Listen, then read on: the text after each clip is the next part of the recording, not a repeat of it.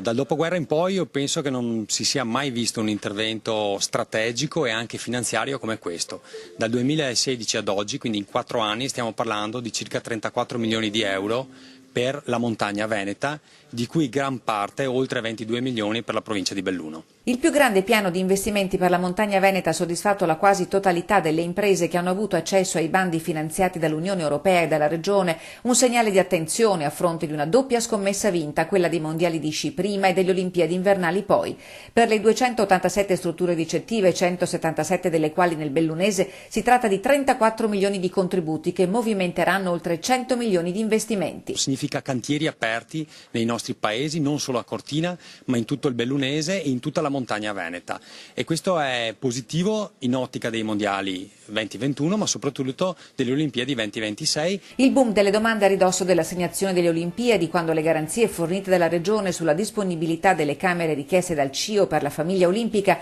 hanno rassicurato gli albergatori, la cui risposta è stata positiva e massiccia. Segnale di una crescita di mentalità che è mancata in passato, ha detto Caner, che a Belluno ha commentato anche l'ipotesi di prolungamento della A27 proprio nell'ottica dei Giochi 2026. Il turismo potrà avvantaggiarsi del progetto auspicato dalle categorie economiche di prolungamento della A27 sempre nell'ottica delle Olimpiadi? Ma noi lo auspichiamo perché riteniamo che un passaggio soltanto, che è quello del Brennero, dal nord